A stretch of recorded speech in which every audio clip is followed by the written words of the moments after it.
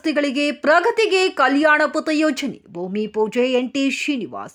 ವಿಜಯನಗರ ಜಿಲ್ಲೆ ಕೂಡ್ಲಿಗಿ ತಾಲೂಕಿನ ಹಳ್ಳಿಗಳಿಗೆ ಮೂಲ ಸೌಕರ್ಯ ರಸ್ತೆ ಸಂಪರ್ಕ ಸಮರ್ಪಕವಾಗಿ ಪೂರೈಸಿದರೆ ಅಪಘಾತಗಳನ್ನು ತಪ್ಪಿಸಲು ಕಡಿಮೆ ಮಾಡಬಹುದು ಎಂದು ಕೂಡ್ಲಿಗಿ ಕ್ಷೇತ್ರದ ಶಾಸಕ ಡಾಕ್ಟರ್ ಎನ್.ಟಿ. ಶ್ರೀನಿವಾಸ್ ಅಭಿಪ್ರಾಯಪಟ್ಟರು.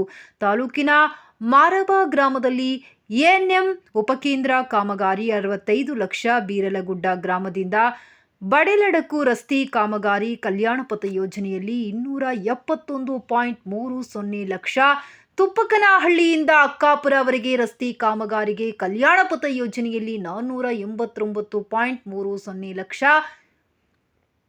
ಹಿರೇಹಿಗಾಳ್ದ ಬಬಲಾಪುರ ಗ್ರಾಮಗಳಲ್ಲಿ ರಸ್ತೆ ಕಾಮಗಾರಿಗೆ ಚಾಲನೆ ನೀಡಿ ಅವರು ಮಾತನಾಡಿದರು. ಗ್ರಾಮೀಣ ಭಾಗದ ರಸ್ತೆಗಳನ್ನು ಪ್ರಗತಿ ಪಥ ಹಾಗೂ ಕಲ್ಯಾಣ ಪಥ ಎಂಬ ಹೆಸರಿನಲ್ಲಿ ಕರೆಸಿಕೊಳ್ಳಲಿದೆ.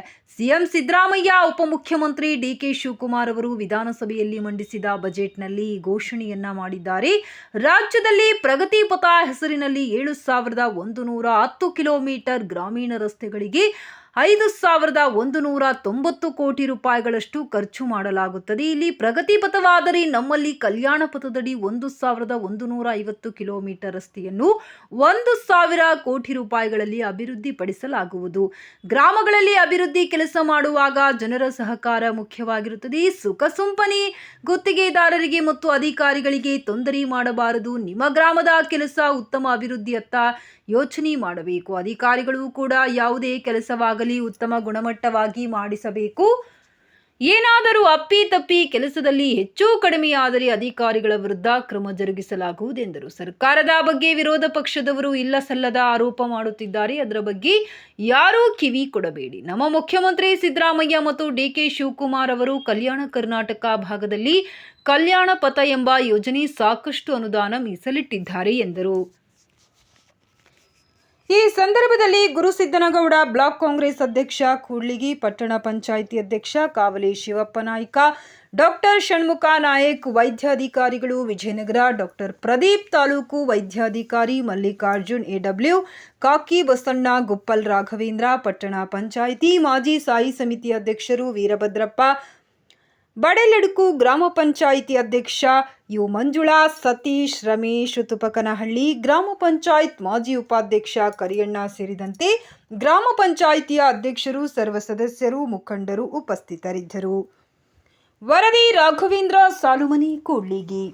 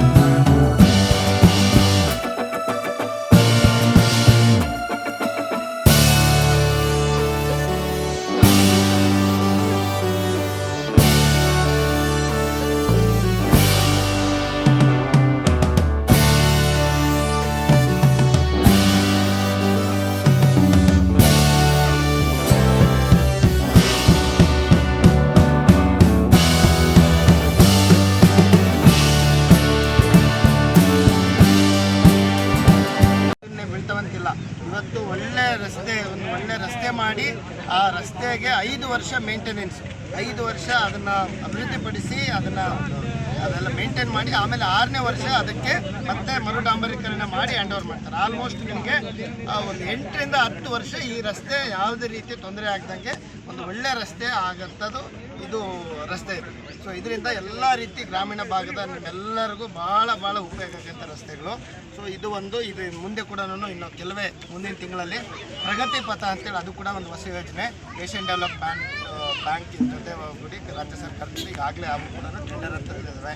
ಅವನ್ನು ಒಂದು 2 ಹಂತದಲ್ಲಿ ಸುಮಾರು 30ರಿಂದ 35 ಕಿಲೋಮೀಟರ್ ಕೂಡ ಬರೋ ಹಂತದಲ್ಲಿದ್ದಾವೆ. ಈಗ ನಮ್ಮ ಕಲ್ಯಾಣ ಕರ್ನಾಟಕದ ನಿಧಿ ಕೂಡ ಅನುಮೋದನೆ ಆಗಿದೆ, DMF ಕೂಡ ಬರೋದಿದೆ.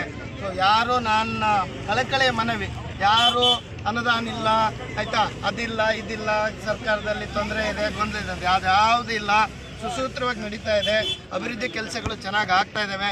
ತಾವೆಲ್ಲರೂ ಯಾವ ರೀತಿ ಮುಂಚೆ ಜೊತೆಗಿದ್ರೆ ಅದೇ ರೀತಿ ಇದ್ರೆ ಎಲ್ಲ ರೀತಿಗಳೂ ಇವತ್ತು ನೋಡಿ, ಇದು ಒಂದು ರಸ್ತೆಗೆ ಒಂದು 4 ಕೋಟಿ ಅನುದಾನ ಅಂತಂದರೆ ಸಾಮಾನ್ಯ ಮಾತಲ್ಲ. ಮತ್ತು ಅವರೆಲ್ಲ ಕಾಂಟ್ರಾಕ್ಟರ್ ಕೂಡ ಇದೆಲ್ಲ ತುಂಬ ದೊಡ್ಡ ಮಿಷಿನರೀಸು ಮತ್ತು ಎಕ್ಸ್ಪರ್ಟೈಸ್ ಇದಂತಲೇ ಇವೆಲ್ಲ ಮಾಡಬೇಕಾಗ್ತದೆ. ಯಾಕಂದರೆ 5 ವರ್ಷ ನಿರ್ವಹಣೆ ಮಾಡಿ 6ನೇ ವರ್ಷ ರೀಸರ್ಫೇಸಿಂಗ್ ಮಾಡಬೇಕಂತಂದರೆ ಅದಕ್ಕೆಲ್ಲ ದುಡ್ಡಾಗಿ ಆಗಲೇ ರಿಸರ್ವ್ ಇಟ್ಟು ಅನುದಾನ ಕೊಟ್ಟಿರಂತೆ ಆಯಿತಾ. 1000 ಕೋಟಿ ಅನುದಾನ ಇರಬೇಕು ಮಾಡಬೇಕು 39-40 ತಾಲೂಕಿಗೆ ಅಂತಂದರೆ ನಮ್ಮ ಸರ್ಕಾರದ ಬದ್ಧತೆಯನ್ನು ತೋರಿಸ್ತಾ ಇದೆ. ಅದಕ್ಕೋಸ್ಕರ ತಾವೆಲ್ಲರೂ ಯಾವುದೇ ರೀತಿ ಮಾತುಗಳಿಗೆ ಕಿವಿಗೊಡಬೇಡಿ ಅಂತ ಅಭಿವೃದ್ಧಿ ಕಾರ್ಯಗಳು ಸುಸೂತ್ರವಾಗಿ ತಾಲೂಕಲ್ಲೂ ಜಿಲ್ಲೆಯಲ್ಲಿ ರಾಜ್ಯದಲ್ಲಿ ನಡೀತಾ ಇದ್ದಾವೆ. ಸೊ ತಮ್ಮೆಲ್ಲರ ಸಹಕಾರ ಇದೇ ರೀತಿ ಇರಲಿ. ಮತ್ತು ಏನು ಹಳ್ಳಿಗಳಲ್ಲಿ ಮೂಲಭೂತ ಸೌಕರ್ಯಗಳಿದ್ದಾವೆ, ರಸ್ತೆ ಸುಧಾರಣೆ ಆಗಿರ್ಬೋದು, ಏನೇನು ಸೌಕರ್ಯಗಳಿದೆ ಅದನ್ನೆಲ್ಲ ನಮಗೆ ತಲುಪಿಸೋಂಥ ಕೆಲಸ ಮಾಡ್ತೀವಿ. ಇನ್ನು ಸರ್ವೆ ಟೀಮ್ ಇಲ್ಲಿಗೆ ಬಂದಿಲ್ಲ ಅನ್ಸುತ್ತೆ, ಸ್ಕೂಲಿಂದಲ್ಲ ಸರ್. ಮತ್ತೆ ನಮ್ಮ ವಿಶೇಷವಾಗಿ ಒಂದು 30 ಜನಗಳು ಹುಡುಗರದು ಯುವಕರ ಒಂದು ಒಳ್ಳೆ PhD ಸ್ಟೂಡೆಂಟ್ಸ್ದು ಒಂದು ಟೀಮ್ ಇದೆ. ಅವರು ನಿಮ್ಮ ಮನೆಗೆ ಬರ್ತಾರೆ. ನಿಮ್ಮ ಒಂದು ಸಂಪೂರ್ಣವಾದ ಒಳ್ಳೆ ರೀತಿ ಮಾಹಿತಿ, ಸಾಮಾಜಿಕವಾಗಿ, ಆರ್ಥಿಕವಾಗಿ, ಲೀಗಲ್ಲಿ, ಮತ್ತು ನಿಮ್ಗೆ ಮನೆ ಸಮಸ್ಯೆ ಇರ್ಬೋದು, ಆಸ್ಪತ್ರೆ ಸಮಸ್ಯೆ ಇರ್ಬೋದು, ಕಾನೂನು ರೀತಿ ಸಮಸ್ಯೆ ಇರ್ಬೋದು, ವೈಯಕ್ತಿಕ ಸಮಸ್ಯೆ ಇರ್ಬೋದು, ಎಲ್ಲ ರೀತಿ ಒಂದು ಆ್ಯಪ್ ಇದೆ. ಅದರಲ್ಲೆಲ್ಲ ತಮ್ಮ ಸಂಪೂರ್ಣ ಮಾಹಿತಿ ಕೊಟ್ಟರೆ ನಮಗೆ ಇಲಾಖೆ ವೈಸು ಎಷ್ಟೊಂದು ಜನಕ್ಕೆ ಇನ್ನೂ ಆಧಾರ್ ಕಾರ್ಡ್ ಇಲ್ಲ, ಪಿಂಚಣಿ ಬರ್ತಾ ಇಲ್ಲ ಆಯಿತಾ. ಎಷ್ಟೊಂದು ಜನಕ್ಕೆ ಏನೇನೋ ಕಾನೂನು ಸಮಸ್ಯೆಗಳು, ಪೋತಿ ಪಾಣಿದು ಸಮಸ್ಯೆಗಳಿದೆ, ತಾಲೂಕು ಆಫೀಸ್ ಸಮಸ್ಯೆಗಳಿದ್ದಾವೆ, ಮತ್ತು ಪಂಚಾಯತಿಗಳ ಮನೆಗಳದ್ದು GPS ಸರಿಗೆ ಆಗ್ತಾ ಇಲ್ಲ, ಸುಮಾರು ಜನ ಗುಡಿಸಲು ಮನೆಗಳಿದ್ದಾರೆ. ಸೊ ಇದೆಲ್ಲ ಕರೆಕ್ಟಾಗಿ ಮಾಹಿತಿ ಸಿಕ್ಕರೆ ನಾವು ಯಾವುದೇ ಸರ್ಕಾರದ ಸವಲತ್ತುಗಳನ್ನು 1 ರೂಪಾಯಿ ಅವ್ಯವಹಾರ ಇಲ್ದಂಗೆ ನಿಮ್ಮ ಮನೆ ಬಾಗಿಲಿಗೆ ಸರ್ಕಾರಿ ಸವಲತ್ತುಗಳು ತಲುಪಿಸೋದಕ್ಕೆ ಒಂದು ಪ್ರಾಮಾಣಿಕ ಪ್ರಯತ್ನ ಮಾಡ್ತಾ ಇದ್ದೀವಿ. ಅರ್ಥ ಅದಕ್ಕೆ ನಮಗೆ ತುಂಬ ಒಳ್ಳೆ ಎಲ್ಲ ಕಡೆನೂ ಈಗಾಗಲೇ 18 ಪಂಚಾಯತಿ ಸರ್ವೆ ಮಾಡಿದ್ದೀವಿ. ತುಂಬ ಒಳ್ಳೆ ರೆಸ್ಪಾನ್ಸ್ ಬರ್ತಾ ಇದೆ ಆಯಿತಾ. ತಾವು ಕೂಡ ನಾವೇನು ನಿಮ್ಮದು ವೈಯಕ್ತಿಕವಾಗಿ ತಗೊಂಡು ನಿಮ್ಮದೇನು ಮಾಡೋದಿಲ್ಲ.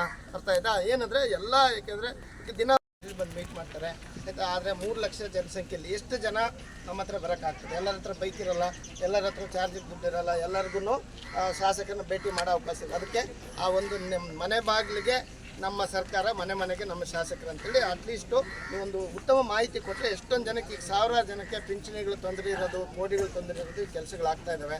ಈಗ ಮುಂದಿನ ವಾರದಿಂದ ನಿಮ್ಮ ಪಂಚಾಯತಿಗೆ, ನಿಮ್ಮ ಊರಿಗೂ, ಪ್ರತಿ ಮನೆಗೂ, ಪ್ರತಿ ಓಣಿಗೂ, ಪ್ರತಿ ಸದಸ್ಯನೂ ಭೇಟಿ ಮಾಡ್ತಾರೆ. ಒಳ್ಳೆ ರೀತಿ ಸಹಕಾರ ಕೊಡ್ಬೇಕಂತೇಳಿ ಮನವಿ.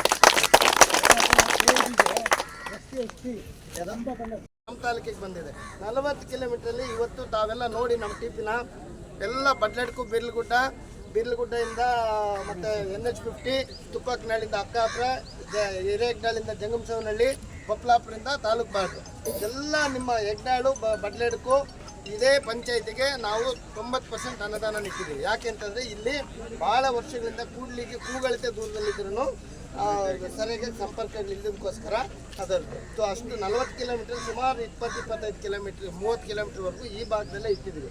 ಮತ್ತು ಇದು ರಸ್ತೆ ಅಂದರೆ ಹೆಂಗಪ್ಪ ಅಂತಂದರೆ ಇವತ್ತು ಮಾಡಿ ಆಮೇಲೆ ಓಡೋಗಂಗಿಲ್ಲ.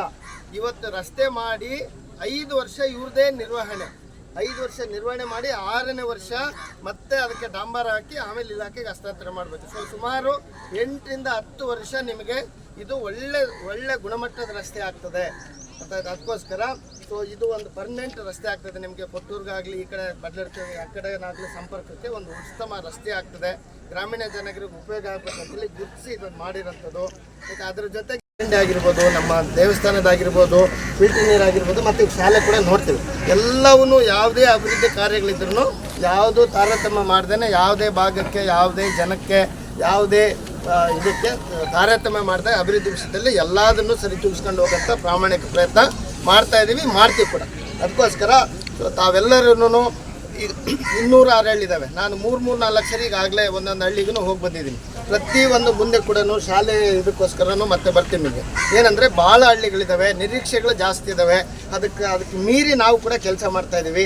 ಯಾವುದೇ ರೀತಿ ಅನ್ಯತಾ ಭಾವಿಸಬಾರ್ದು ಮತ್ತು ತಪ್ಪು ತಿಳುವಳಿಕೆಗಳು ಆಯಿತಾ. ನಾನೆಲ್ಲೂ ಯಾವತ್ತೂ ಸುಳ್ಳು ಹೇಳಿ ಅಭ್ಯಾಸ ಇಲ್ಲ, ಸುಳ್ಳು ಹೇಳೋದಿಲ್ಲ ಆಯಿತಾ. ಮತ್ತು ನಿಮಗೂ ಕೂಡ ತಿಳುವಳಿಕೆ ಇರಲಿ ಅರ್ಥ ಆಯಿತಾ. ಯಾವುದೇ ರೀತಿ ನಾವು ಎಲ್ಲೋ ಒಂದು ಭಿಕ್ಷಿಕೆ ಎದುರು ಬಂದ್ರೂ ಅವ್ರನ್ನ ಬಹುವಚನದಲ್ಲೇ ಮಾತಾಡೋದು, ಏಕವಚನದಲ್ಲಿ ಮಾಡೋಂಥ ಮತ್ತು ಬೈದು ಬಾಯಿ ಕೆಟ್ಟದಾಗಿ ಮಾಡಿಕೊಂಡು ಅಧಿಕಾರ ಚಲಾಯಿಸೋಂಥ ಮನಸ್ಥಿತಿಯಲ್ಲಿ ಬಂದಿಲ್ಲ.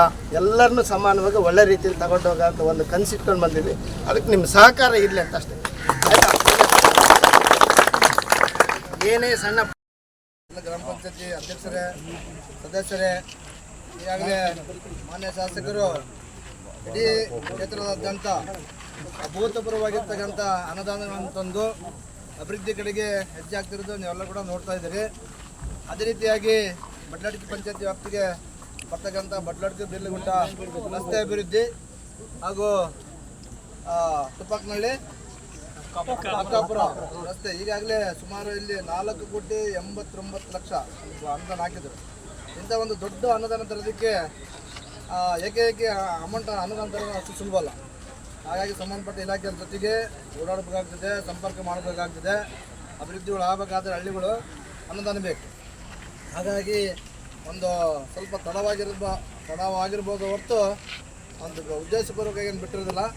ಹಾಗಾಗಿ ತಡವಾಗಿ ಬಂದರೆ ಅವತ್ತು ಬಂದಿರ್ತೀವಿ, ಇವತ್ತು ಬಂದರೆ ಇದು ಯಾವುದು ಕೂಡ ತಲೆ ಇಟ್ಕೊಂಡು ಹೋಗ್ಬೇಡ್ರಿ.